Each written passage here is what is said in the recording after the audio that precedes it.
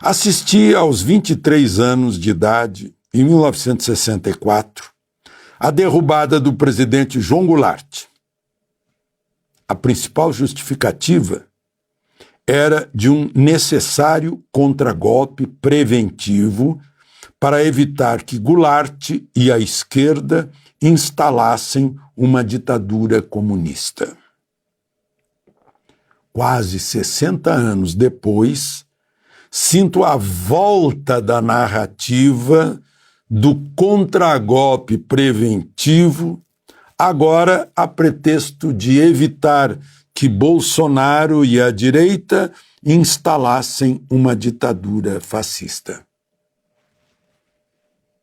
Mesma narrativa, apenas de sinais trocados. Desta vez não foram as armas dos fardados, mas as canetas dos togados que deram o contragolpe preventivo.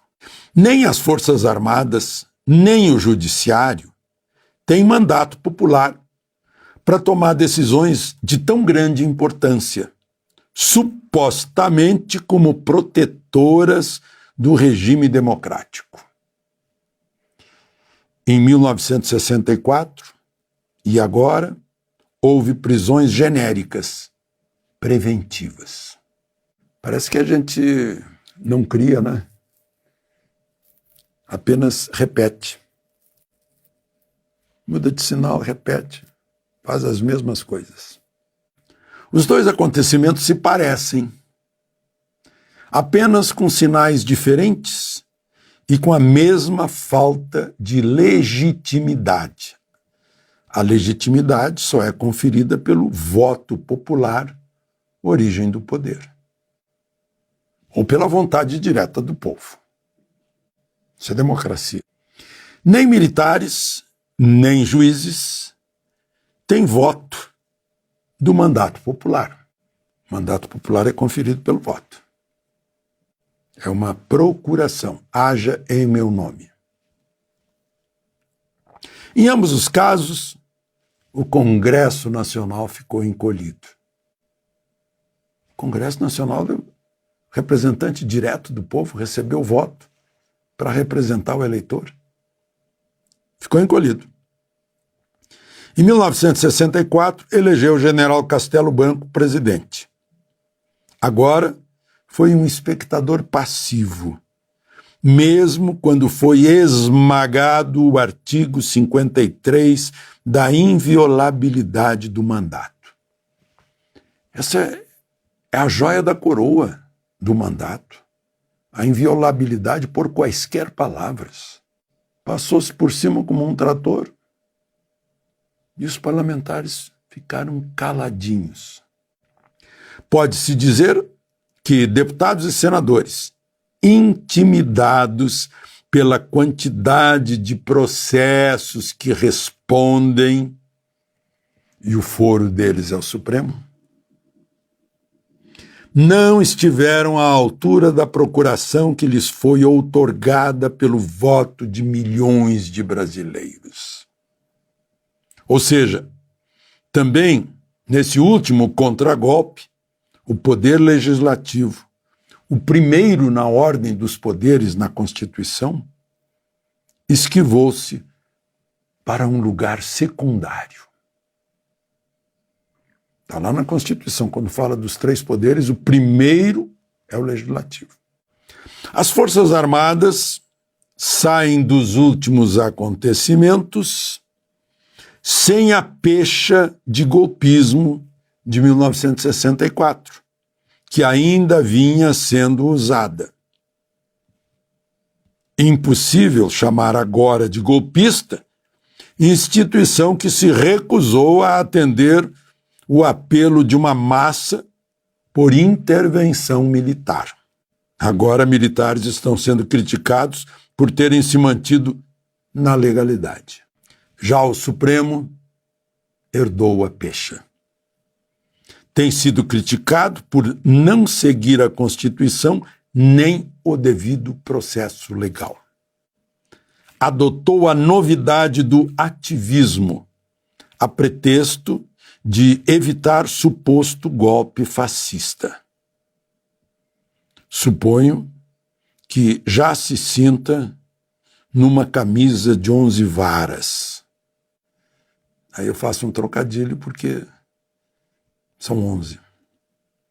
Para encontrar uma saída que signifique retorno aos quadros constitucionais vigentes, que foi a palavra de ordem no contragolpe de Lott, do Marechal Lott, no 11 de novembro de 1955, que garantiu Juscelino presidente com Goulart vice. Eu estava fazendo 15 anos naquele dia. Golpes e contragolpes sempre provocam dores. Ontem em Brasília, esse ontem se refere à terça-feira gorda. Ontem em Brasília saiu mais uma vez o bloco do pacotão, alusão ao pacote de abril editado por Geisel, criando o senador biônico. Em 1978, o pacotão debochava de 2 generais, o presidente e o seu sucessor, chefe do SNI, fazendo trocadilho com o Ayatolá do Irã. O bloco dizia: Geisel, você nos atolou. Figueiredo, você também vai nos atolar. Ninguém foi preso ao fim do desfile. Não chegaram lá ônibus e mandaram os foliões entrar e acabaram no presídio. Não. Não aconteceu. E eles criticaram o general-presidente e o general-chefe do SNI, que seria presidente. Debocharam deles. Hoje, há centenas de homens e mulheres, aí por 900, desesperados em presídios, pelo 8 de janeiro. E o povo ainda não sabe quem realmente entrou nos palácios e quem realmente quebrou o patrimônio de todos. Muito menos se sabe como entraram.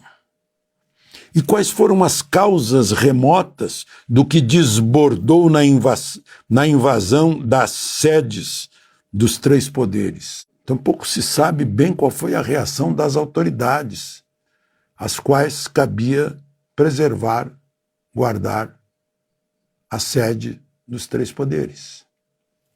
Então, é a grande oportunidade de o poder legislativo, que ficou secundário lá atrás, por 2 vezes, renovado agora por eleição, mostrar que faz jus à representação popular.